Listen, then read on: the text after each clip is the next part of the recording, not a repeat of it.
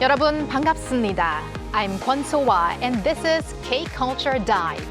Join us in taking a deep dive into the heart of Korean culture, from K-entertainment to AI news, K-culture and photos, and in our K-Correspondent segment today, we go over to Cuba. So with that, let's dive in. Joining the show today is my co-host Bella Kim. Hello, Bella. Hi, Soa. And hello to everyone joining us today on K-Culture Dive.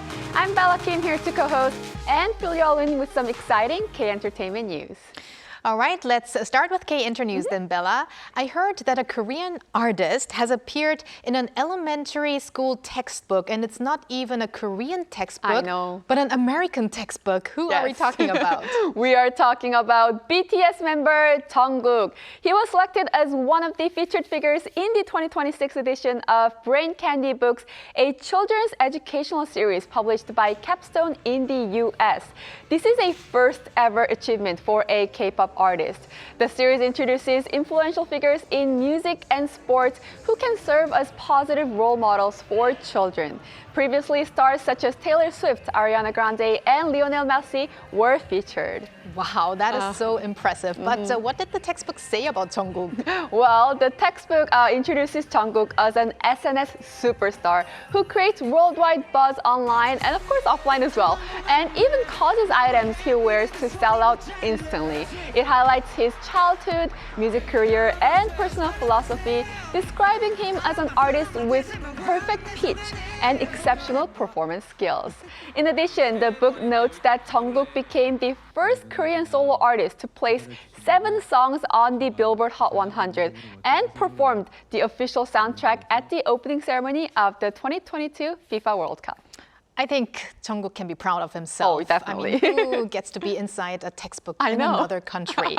But Bella, let's now continue with not a textbook, but TXT. So Yes. similar, right? And Very their similar. latest album. For sure. Tomorrow by Together have stayed on the US Billboard 200 chart for a second consecutive week. According to the latest chart released by Billboard, TXT's 8th mini album, 7th Year, A Moment of Stillness in the Thorns, ranked number 98 on the Billboard 200 chart. The album debuted the chart at number 3 the previous week.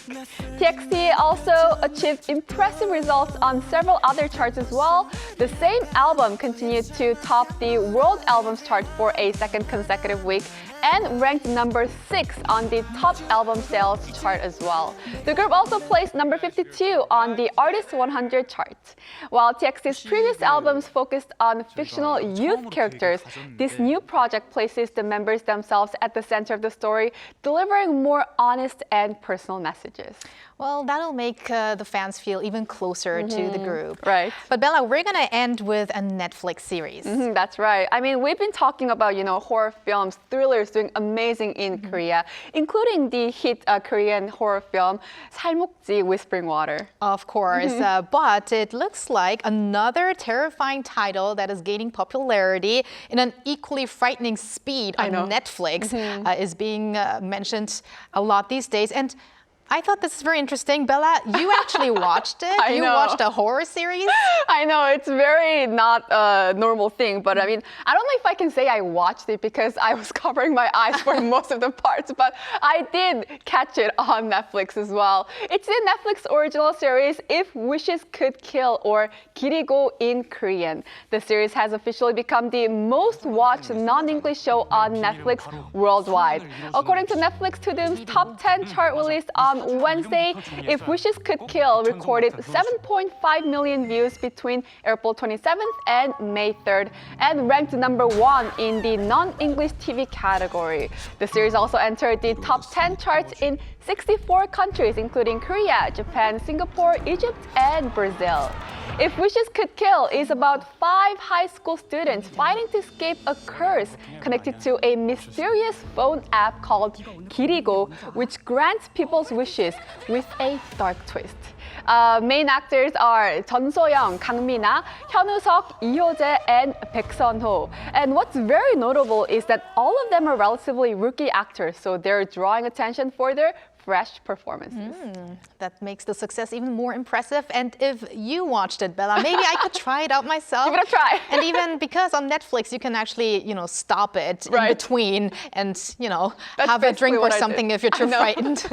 But thanks for those updates, Bella, and stick around. Will do. All right, let's now go over to our AI anchor, Arirang, for more on the culture front. Arirang. Thanks, Sua. Here's your AI guide to the latest cultural headlines from Korea. Let's begin with our top story. Starting in 2026, the competition prize for the film winning the top honor at the Busan International Film Festival, the Busan Award, will include automatic eligibility for consideration for Best International Feature Film at the Academy Awards in the United States. The Academy of Motion Picture Arts and Sciences on May 1st announced revised regulations for next year's 99th Academy Awards, in which it expanded its submission process for the International Feature Film category. The Academy has designated 6 international film festivals for this criterion, boosting the status of BIF to that of major international festivals alongside Cannes and Berlin. On Wednesday, global superstars BTS met with Mexico's President Claudia Sheinbaum, standing on a balcony of the National Palace to greet the public. This came ahead of their sold-out performances scheduled for the 7th, 9th, and 10th of May at Estadio GNP Sego Rose in Mexico City as a part of their ongoing world tour. President Sheinbaum drew significant attention by praising BTS's music, stating that it always conveys messages of friendship, peace, and love. Last January, President Sheinbaum welcomed the news of BTS's Mexico City concert series, referring to it as a historic moment. The Korean Pavilion at the 61st International Venice Biennial, which opens on Thursday, presents an exhibition titled Liberation Space Fortress Nest, a project curated by artistic director Choi Bin-na, with the participation of artists Choi Go-eun and Ru Hae-ri. The exhibition this year draws together the history of Korea, from liberation to various freedom movements, and includes the most recent martial law declaration in December 2024. Framed as a space for dialogue, the two artists, known for contrasting practices, are expected to bring a fresh perspective. One unique feature of this year's Korean Pavilion is its close collaboration with the neighboring Japanese pavilion. The pipes from Choi Go-eun's fortress extend beyond the boundary between the two pavilions and reach into the Japanese pavilion. Also, a baby doll from the Japanese pavilion is taken for a walk to the Korean pavilion once a day. That's all from me. Turning now to a quick look at more K-culture stories making headlines today.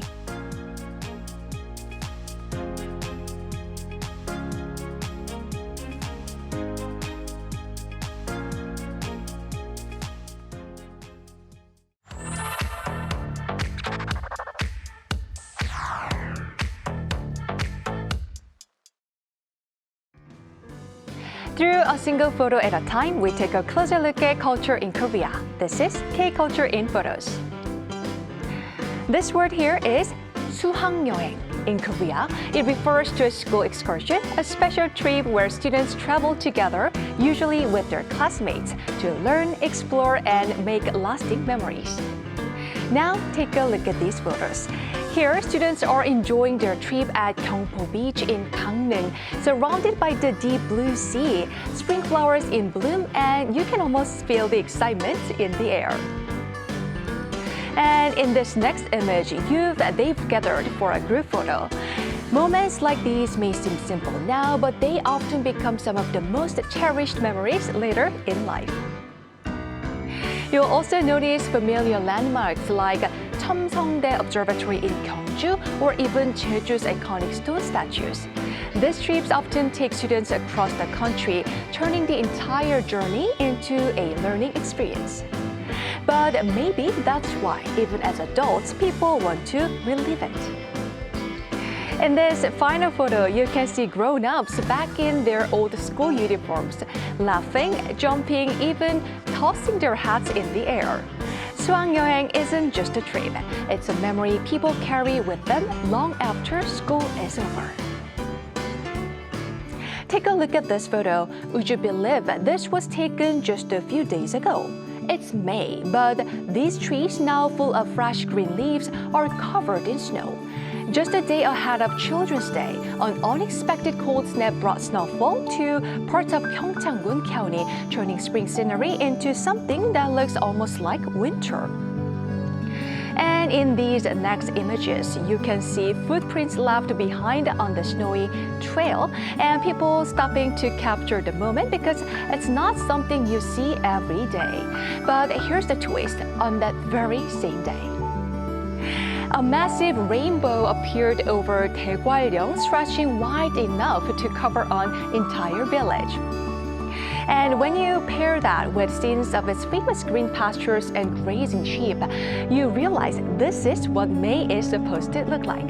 Snow, rainbows, and spring all in one place. Nature sometimes likes to surprise us. Let's take a look at this. It may seem simple at first, but that's exactly the point. This is Setlog, a fast-growing social media platform among Gen Z in Korea. Every hour, users record just a 2-second clip of their day and share it with a small group of friends, usually no more than 12. Now here's a fun twist. Some users get creative, coordinating colors, following the same pose, even turning their clips into a kind of group challenge. And wait, that face looks familiar. Isn't that our very own anchor, Soa?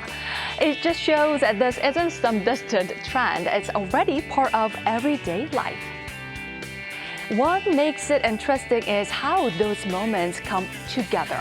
At the same time, everyone's clips appear on screen, almost like a split-screen diary of daily life. No filters, no heavy editing, just whatever is happening right now. And that's what many young users say they like most. It feels easy, low pressure, and more real. Look at this, a baseball team scarf styled as a fashion accessory. What used to be a simple fan merchandise is now becoming part of everyday style. With the KBO League entering the era of 10 million spectators, baseball culture in Korea is expanding beyond the stadium and into fashion and lifestyle. Especially among younger fans and more women, these items are no longer just for cheering, but a way to express personal taste. In this next image, you will see customized jerseys along with playful key rings shaped like baseball bats and balls. It's sporty, but also highly personal. And here, take a look at these 4 cuts from special edition jerseys and caps to character collaborations, plush dolls, even rain boots made with fashion brands. Honestly, you don't even have to be a baseball fan to want one.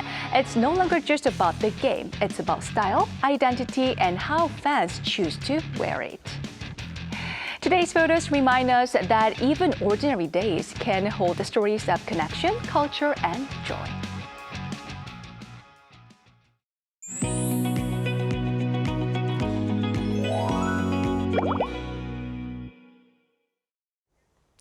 More than 2 years have passed since South Korea and Cuba officially established diplomatic relations.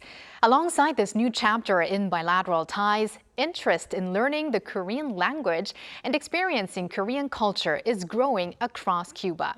In particular, Korean language education and cultural exchange have been actively expanding through local Korean schools and the King Sejong Institute. Let's connect with today's K-Correspondent Jung Ho-hyun, principal of the Cuba Korean Language School and director of the King Sejong Institute in Havana, to learn more. Hello, Director Jung. Hello. Hello. Thank you for joining us today on the show. So, Director Jung, it is known that the first Korean immigrants settled in Cuba back in 1921. So, first off, could you share how you personally came to build a connection with Cuba and eventually settled there? And also, tell us about the current size of the Cuban community there right now. About 300 Koreans first settled in Cuba in 1921, but for many decades, there are very little exchange between Korea and Cuba because of historical circumstances in both countries. Today, Korean descendants in Cuba have reached the sixth, and even seventh generation, and around 1,000 descendants are living across the country.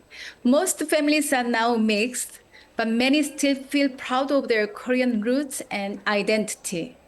As for me, I studied documentary filmmaking in Toronto, Canada, and first visited Cuba in 2004 as a tourist. I was deeply touched by the warmth of Cuban people and their simple, human-centered way of life, and eventually I decided to stay. Later, I became the first Korean permanent resident in Cuba after the revolution. Right, that's very interesting, Director Tong. I just want to quickly correct earlier when I said about the current size of the Cuban community in Cuba. Of course, I meant the Korean descendant community in Cuba. Just wanted to make that quick correction. For sure. And now, Director Jung, we do understand that in 2022, you established a Korean language school in Cuba to teach not only Korean descendants, but also local Cubans about the Korean language and the culture as well. So what inspired you to found this school, and who are the primary students currently enrolled? Originally, the school was created mainly for Korean descendants in Cuba. For many years, they hoped to learn Korean and reconnect with their roots. In 2022, we received support from the Overseas Korean Foundation, which is now Overseas Korean Agency. We were finally able to establish the Cuban Korean language school. What surprised me was the strong interest from local Cubans. Korean dramas were already very popular in Cuba. K-pop was spreading quickly, and more people started asking for Korean classes. Because of this growing interest, the King Sejong Institute Havana was officially established in 2024 for local Cuban learners. Our students range from children and university students to working adults and senior learners. Despite limited classroom space, around 350 students are now studying Korean at our institute. Well, you already hinted it a little bit, but what are the main reasons students in Cuba choose to learn Korean? At first, a lot of students start learning Korean because they want to watch Korean drama without subtitles or understand K-pop lyrics better. But after studying for a while, they become curious about Hangul itself. They find the Korean writing system very beautiful and surprisingly scientific. Then naturally, they start to becoming interested in Korean history, traditions, and everyday life in Korea too. And these days, more and more students dream about visiting Korea, talking with the Korean people directly, or even studying in Korea someday. Wow, and now we want to talk about the class itself. So could you please tell us more about how classes are conducted? Because previously you've told us that some of the students enroll in classes because they want to watch K-dramas without subtitles. So are these K-dramas or other Korean content incorporated into your lessons? And how have students responded so far? At the King Sejong Institute Havana, we have Korean classes from level 1 to level 4. Each level has exams, and students receive a certification after completing the course successfully. However, our program goes beyond language education. Students also experience Korean culture through activities like traditional crafts, Korean knitting, cooking class, and Hangul Day events. The cooking class is especially popular. Students really enjoy making tteokbokki, japchae, kimchi, and Korean pancakes together. One thing that is very special to me is seeing students of all generations studying together. Our oldest student is 88 years old, and her group passionately practice Korean songs to perform at cultural events. Wow, sounds like such a fun classes. I especially like the tteokbokki cooking class. Also, we want to talk about the Korean language itself. Korean language is actually not the easiest language to learn. So what aspects of learning Korean do students find most challenging? interestingly, the biggest challenge is not learning Korean itself, it's transportation. Because of the fuel shortages in Cuba, coming to class can be very difficult and expensive. Some students even sleep at the school so they can attend class on time the next morning. Of course, for students who really need it, we provide a place for them to stay overnight at the school. Another challenge is that there are still not many chances to use Korean in daily life yet, because there are virtually no Korean companies operating in Cuba, and there are also very few Korean tourists visiting the country. Right. Now, Korean culture, Director Jung, appears to be spreading in Cuba through various channels, including hallyu fan clubs and K-pop segments on Cuban national television. So from your perspective, how strong is local interest in Korean culture? I mean, beyond learning Hangul, what aspects of Korean culture are currently most popular in Cuba? Honestly, it's harder to choose just one thing because Cubans are interested in almost everything about Korea. K-pop, dramas, movies, food, fashion, even Korean people themselves. A lot of Cubans also really admire Korean values like respect for parents and close family relationships. For younger people and even little kids, K-pop is huge. They know all the songs and choreography from groups like Blackpink, Stray Kids, and songs from K-pop Demon Hunters.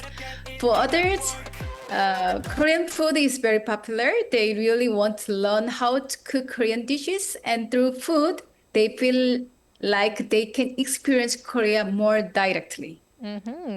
Now, also that more than 2 years have passed since South Korea and Cuba established diplomatic relations. What noticeable changes have you observed, if you have noticed some of those? I think Korean culture in Cuba becomes more visible since diplomatic relations were established. Even before the Korean embassy officially opened, many Cubans were already enjoying Korean culture through K-pop and dramas. But after diplomatic relations were established, people began to feel that Korean culture was being recognized more officially and openly. Practically speaking, consular service have also improved a lot. Koreans in Cuba can now renew passport and receive official service locally. And for Cubans, applying for Korean visa and scholarship has become much easier. Personally, one very emotional moment for me was being able to vote for the first time while living in Cuba after more than 15 years here. Wow. And Director Dong, lastly, beyond Korean language education, what other aspects of Korean culture would you most like to further promote in Cuba? And please tell us about your future goals and plans as well. Oh, I have many dreams for Cuba. Since Cuba is such a musical country, one of my biggest dreams is to create a Korean traditional percussion group in Havana. I would love to see Cuban students playing instruments like a jango, jing, buk, and quengari together as a samulori team. And personally, cinema is also very important to me. Since 2014, we have been collaborating with Cuban film institutions to introduce Korean film in Cuba, and I hope we can continue building that cultural bridge.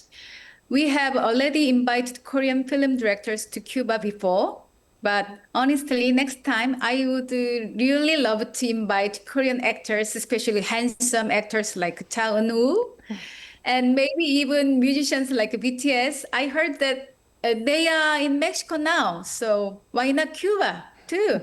I think Cuban would absolutely love it. All right, we'll be rooting for all those dreams to come true, Director Tong, and also for more exchange between South Korea and Cuba. Thank you very much for connecting with us today. Thank you. Thank you.